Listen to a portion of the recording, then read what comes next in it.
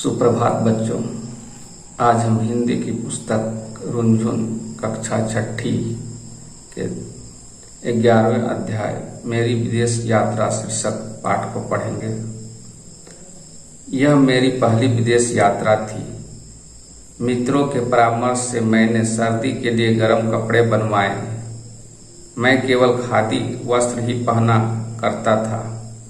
वहां जाकर भी इस नियम को भंग करना मैंने उचित न समझा, इसलिए खादी भंडार से कश्मीरी ऊन के कपड़े मंगवाकर कुछ पोशाकें बनवा ली।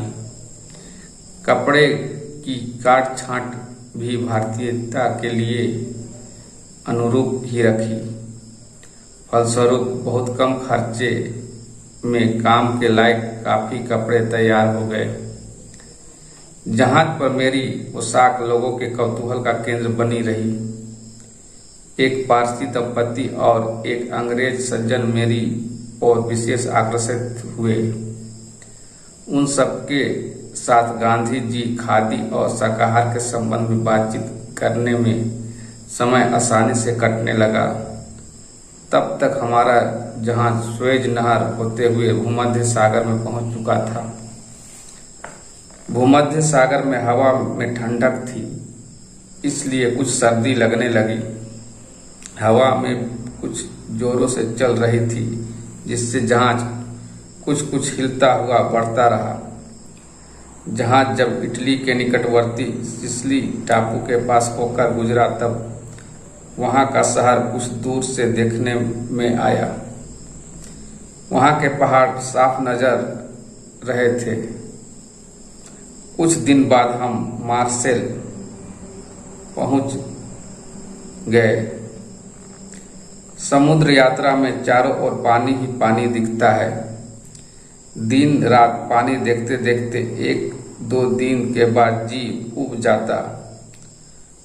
अगर कहीं कोई गुजरता हुआ जहाज नजर आ जाए या जमीन देखने में आ जाए तो बहुत आनंद होता है। सभी यात्री उसे इस तरह देखने लगते मानो उन्होंने कभी जमीन देखी ही नहीं हो। मार्सेल में हम लोग सवेरे सवेरे ही उतरकर एक होटल में ठहर गए। थॉमस कुक कंपनी की कृपा से हमने इस शहर के सभी दर्शनीय स्थानों को देख लिया। सवेरे जहाज से उतरते ही रात को रवाना होने वाली रेलगाड़ी में अपने लिए मैंने स्थान आरक्षित करा ली थी। दिन भर घूम घाम कर रात को गाड़ी से पेरिस के लिए रवाना हो गया। पेरिस पहुंचने पर वहां से गाड़ी बदलकर कैले पहुंचे। कैले से फिर जहाज पर चढ़कर संध्या होते होते डोवर में उतरा। डोवर से रेलगाड़ी में चढ़कर रात के प्रायः 9 बजे लंदन पहुंच गया। मैं मार्च के तीसरे सप्ताह में लंदन पहुंचा था, पर वहां काफी सर्दी थी। स्टेशन पर प्रतीक्षारत मेरे मित्र मिल गए। मैं सीधा उस मकान में चला गया जो पहले से ही किराए पर ले रखा गया था। हम लोग कुछ दिनों तक वहीं ठहरे। मैं लंदन एक मुकदमे के पैरवी के सिलसिले में गया था। मुकदमे से छुट्टी पाकर मैं स्विट्जरलैंड गया। मेरी बहुत इच्छा थी कि वहां साहित्यकार रोमा रोला से मिलूं, पर उनके घर पहुंचने पर निराशा हाथ लगी। ज्ञात हुआ कि वे गर्मी के कारण काट रिगी की पहाड़ी पर चले गए हैं। मैं उनके दर्शनार्थ वहां चला गया। 2 दिन तक वहां रुका। बातचीत भी हुई। कठिनाई यह हुई कि मैं फ्रांसीसी नहीं जानता था और वे अंग्रेजी नहीं जानते थे। एक दुभाषीय की सहायता लेनी पड़ी। वहां से चलकर मैंने न्यूटा टेल शहर पहुंचा। न्यूटा टेल में एक आश्चर्यजनक घटना हुई। मैं वहां बाजार में घूम रहा था। एक दुकान में हस्त निर्मित कपड़े देखने लगा। दुकानदार महिला थी। उसने मेरे कपड़ों को देखा और समझ लिया कि मैं हिंदुस्तान का रहने वाला हूँ। उस महिला ने मुझे महात्मा गांधी के बारे में बताया। मुझे यह जानकर आश्चर्य हुआ कि वह न केवल गांधी जी का नाम जानती है, बल्कि उसके संबंध में जो पुस्तकें उसे मिल सकी थी उन्हें वह पढ़ गई थी। वहां से फिर लंदन लौट आए। लंदन से मैं हॉलैंड गया, जहां उन दिनों नवयुवकों का अंतर्राष्ट्रीय सम्मेलन हो रहा था। मैंने भी उसमें भाग लेकर भाषण दिए। वहां से बर्लिन और बर्लिन से लिपजिंग पहुंचा। लिपजिंग में एक दिन ठहरा, फिर अपने यात्रा क्रम के अनुसार म्यूनिख पहुंचा।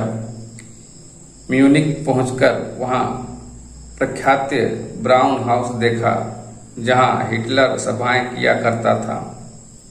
वहां का प्रसिद्ध अजायब घर भी देखा। म्यूनिख से वेनिस होता हुआ रोम पहुंचा। रोम में घूमने फिरने की कई जगहें, उन जगहों को नजदीक से देखा। रोम से मार्सेल के लिए रवाना हुआ। मार्सेल से मुल्तान नामक जहाज पर सवार होकर अपने वतन की जमीन पर आ ठहरा। इस पाठ के लेखक है डॉक्टर राजेंद्र प्रसाद। अब आते हैं हम इस पाठ के अभ्यास प्रश्न की ओर। अभ्यास खंड क के दूसरे प्रश्न का क नंबर का जो प्रश्न है, लेखक ने खादी भंडार से क्या मंगवाए? तो इसका उत्तर होगा, लेखक ने खादी भंडार से कश्मीरी ऊन के बने कपड़े मंगवाए। ख नंबर का जो सवाल है, जहाज स्वेज नहर से होता हुआ कहाँ पहुंचा? तो इसका उत्तर होगा, जहाज स्वेज नहर से होता हुआ भूमध्य सागर में पहुंचा। अब अगला ग नंबर का जो प्रश्न है, समुद्र यात्रा में चारों ओर क्या दिखता है? तो इसका उत्तर होगा, समुद्र यात्रा में चारों ओर पानी ही पानी दिखता है। अब आगे घ नंबर का प्रश्न है, लेखक किस काम से लंदन गए थे? तो इस प्रश्न का उत्तर होगा, लेखक एक मुकदमे की पैरवी के सिलसिले में लंदन गए थे। अब अगला जो अंग नंबर का प्रश्न हुआ, लेखक किस जहाज से वापस अपने देश लौटे? तो इसका उत्तर होगा, लेखक मुल्तान नामक जहाज से अपने देश लौटे। अब हम आते हैं अभ्यास खंड ख के प्रश्न की ओर। पाठ के अनुसार सही या गलत लिखिए। क नंबर का जो वाक्य है, लेखक जहाज से फ्रांस के मार्सेल बंदरगाह पहुंचे, ये सही है। ख नंबर का जो वाक्य है, मार्सेल से जहाज पर चढ़कर लेखक पेरिस पहुंचे, ये गलत वाक्य है। ग नंबर का वाक्य है, लेखक लंदन से स्विट्जरलैंड गए, ये सही है। घ नंबर का जो वाक्य है, लेखक की मुलाकात रोम में एक महिला दुकानदार से हुई, ये गलत है। अंग नंबर का जो वाक्य है, फ्रांस में लेखक ने भाषण दिया था, तो इसका उत्तर हुआ, यह गलत है। हिटलर की सभाएं लंदन में होती थी, ये भी आपका गलत वाक्य है। अब हम अभ्यास खंड ख के दूसरे प्रश्न का क नंबर का जो हम प्रश्न वो देखते हैं। लेखक ने विदेश यात्रा के लिए किस प्रकार के कपड़े सिलवाए थे? तो इसका उत्तर होगा, लेखक ने विदेश यात्रा के लिए गर्म कपड़े सिलवाए थे। ख नंबर का जो प्रश्न देखते हैं, जहाज जब भूमध्य सागर में पहुंचा तब क्या हुआ? तो इसका उत्तर हुआ, जहाज जब भूमध्य सागर में पहुंचा तब जोरों से हवाएं चल रही थी और लेखक को बहुत जोरों की सर्दी लगने लगी। ग नंबर का जो प्रश्न है, लेखक ने रोमारोला से कहाँ मुलाकात की? तो इस प्रश्न का उत्तर होगा, लेखक ने रोमारोला से काटगिरी की पहाड़ी पर जाकर मुलाकात की। अब घ नंबर का जो प्रश्न है, न्यूटाटेल शहर में कौन सा आश्चर्य घटना घटी?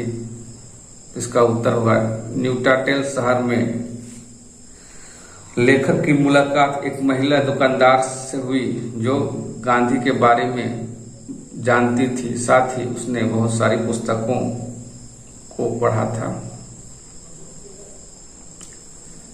अंग नंबर का जो प्रश्न है, हॉलैंड में लेखक ने क्या किया? इसका उत्तर होगा हॉलैंड में लेखक ने नाविकों के अंतर्राष्ट्रीय सम्मेलन में भाग लिया और वहां भाषण दिया।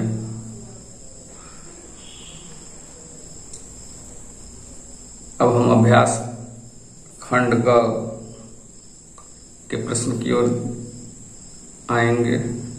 पाठांश पर का संक्षिप्त उत्तर दीजिए। मैं लंदन एक मुकदमे की पैरवी के सिलसिले में गया था। मुकदमे से छुट्टी पाकर मैं स्विट्जरलैंड गया। मेरी बहुत इच्छा थी कि वहां महान साहित्यकार रोमा रोला से मिलूं, पर उसके घर पहुंचने पर निराशा हाथ लगी।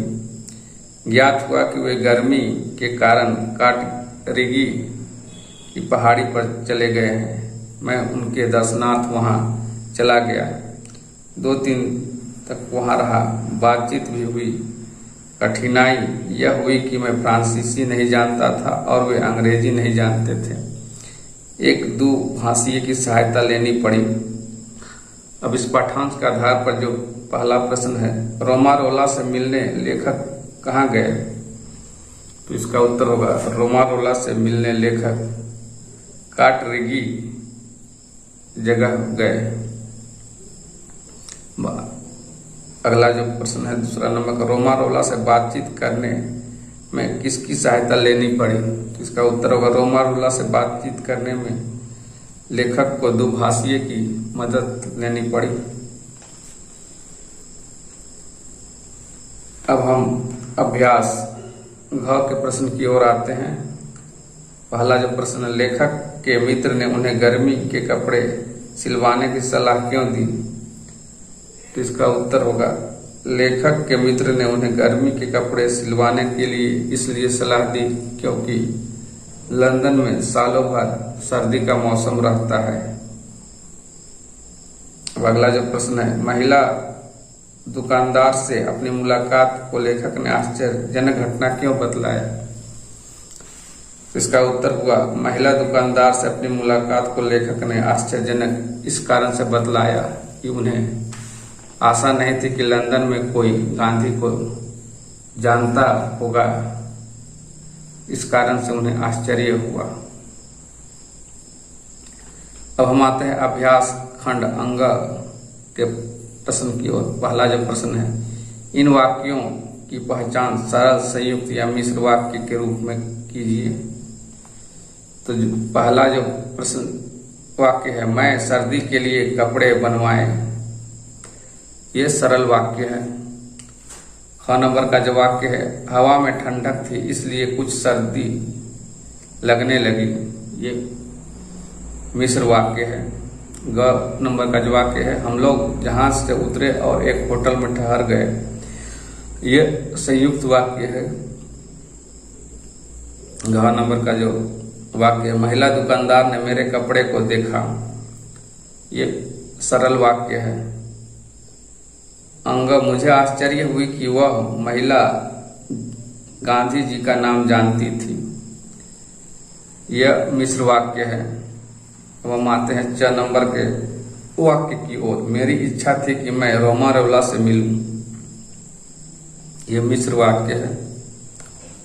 6 नंबर का वाक्य हम देखते, मैं उनसे मिल ना सका क्योंकि वे कहीं चले गए थे, ये 6 नंबर का मिश्र वाक्य है।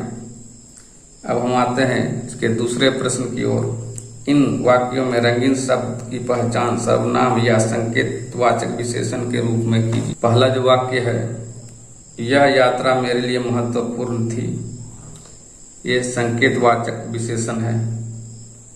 ख नंबर का जो वाक्य है, वह वास्तव में एक पहाड़ था, तो यहाँ ख सर्वनाम है। ग नंबर का वाक्य, उस समुद्र का पानी गहरा था, ये संकेत वाचक विशेषण है। अब घ नंबर का वाक्य हम देखते हैं, वही दंपति हमसे पहले मिले थे, ये घ नंबर का जो वाक्य है ये संकेत वाचक विशेषण है। अब हम अंग नंबर के वाक्य की ओर आते हैं। वह सज्जन हमारे नजदीक आए, तो इसका उत्तर हुआ ये संकेतवाचक विशेषण है। अगला 6 नंबर का जो वाक्य है, उस दुभाषिए से मदद लेनी पड़ी। तो ये 6 नंबर का वाक्य आपका संकेतवाचक विशेषण है। अब हम इसके तीसरे प्रश्न की ओर आते हैं। इन शब्दों का संधि विच्छेद कीजिए। का जो पहला शब्द है शाकाहार, तो इसका संधि विच्छेद हुआ शाक जोड़ आहार। अब दूसरा नंबर का जो शब्द है दर्शनार्थ, इसका जो संधि विच्छेद हुआ आपका दर्शन जोड़ अर्थ दर्शनार्थ। ग नंबर का जो शब्द हुआ अंतर्राष्ट्रीय, इसका संधि विच्छेद हुआ अंतर जोड़ राष्ट्रीय। तो आगे घ नंबर का जो शब्द है निराशा, इसका संधि विच्छेद हुआ निह जोड़ आशा। तो अगला अंग नंबर का जो शब्द दिया गया है महात्मा, इसका संधि विच्छेद होगा महा जोड़ आत्मा। अब हम चौथे प्रश्न की ओर आते हैं। इन शब्दों के 3-3 समानार्थी शब्द लिखिए। क नंबर का जो शब्द है पहाड़, इसका 3 समानार्थी हुआ पर्वत गिरी नग। ख नंबर का जो आपका शब्द दिया हुआ है समुद्र, इसका 3 समानार्थी हुआ सागर जलधि रत्नाकर। अब आगे ग नंबर का जो दिया हुआ शब्द पानी, इसका समानार्थी होगा जल वारी नीर। इसके आगे जो घ नंबर का शब्द दिया हुआ मित्र, इसका 3 समानार्थी होगा दोस्त सखा साथी। आगे जो शब्द दिया हुआ कपड़ा, इसका 3 समानार्थी होगा वस्त्र वसन पट। अब हम इसके 5वें प्रश्न की ओर आते हैं। इन वाक्यों में रंगीन शब्दों के वचन और लिंग लिखिए। यहाँ पर जो क नंबर का वाक्य दिया गया है यात्रीगण जहां से उतरे, तो यहाँ पर आपका यात्रीगण बहुवचन पुल्लिंग है। ख नंबर का जो वाक्य दिया गया मुकदमे से छुट्टी पाकर मैं स्विट्जरलैंड गया, तो यहाँ छुट्टी एक वचन स्त्रीलिंग है। अब ग नंबर का जो वाक्य है बाजार में दुकानें सजी थी, तो इसका दुकानें यहाँ पर बहुवचन स्त्रीलिंग है। अब घ नंबर का जो वाक्य हम देखते हैं मैंने सर्दी के लिए गर्म कपड़े बनवाए, तो यहाँ पर कपड़े बहुवचन पुल्लिंग है। तो अंग का जो वाक्य है वो देखते हैं मेरी पोशाक कौतूहल का केंद्र बनी रही, तो यहाँ पर पोशाक एक वचन स्त्रीलिंग है। जो वहां के मकान एक जैसे दिखते थे, तो यहाँ पर मकान बहुवचन पुल्लिंग है।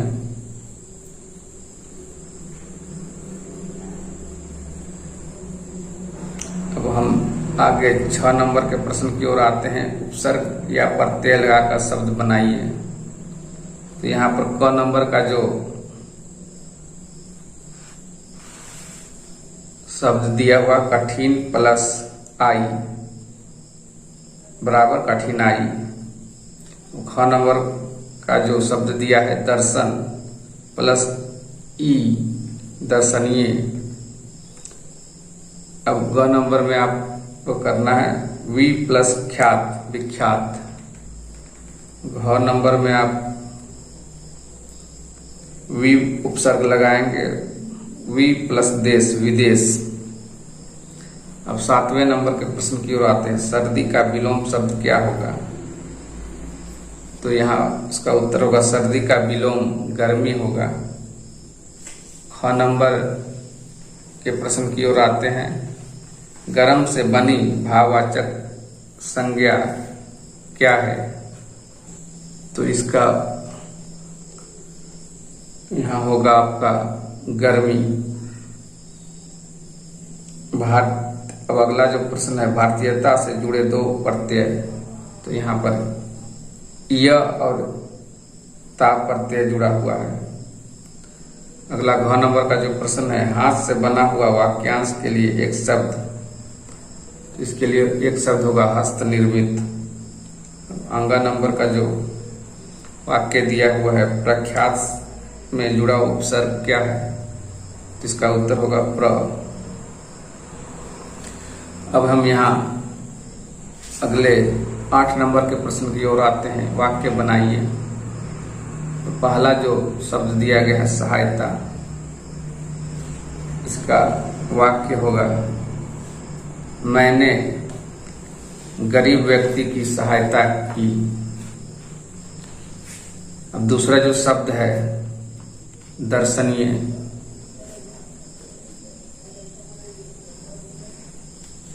तो इसका वाक्य हुआ दर्शनीय स्थल पर आज बहुत भीड़ थी। अगला जो शब्द है कठिनाई, इसका वाक्य हुआ राम ने बहुत कठिनाई से अपनी पढ़ाई पूरी की। घ नंबर का जो शब्द है भाषण, इससे वाक्य बनेगा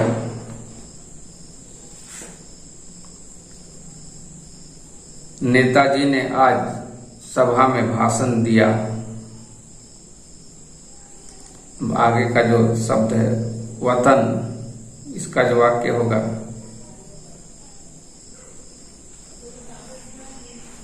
हम भारत वतन में रहते हैं।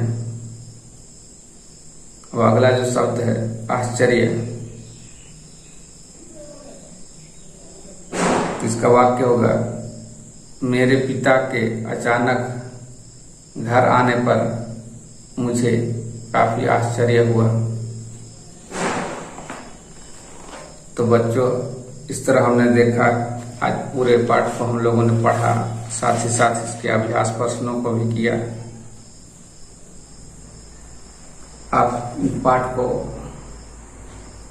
अपने से पढ़िए, साथ ही साथ किसी तरह की दिक्कत हो तो इसके उच्चारण को सुनिए और इनके अभ्यास प्रश्नों को अपने कॉपी में नोट्स बनाएं, साथ ही साथ याद करें। आपको वीडियो अच्छा लग रहा है तो इसको चैनल को सब्सक्राइब कीजिए, वीडियो को शेयर कीजिए, लाइक कीजिए और साथ ही साथ कमेंट कीजिए। आज के लिए इतना ही, धन्यवाद।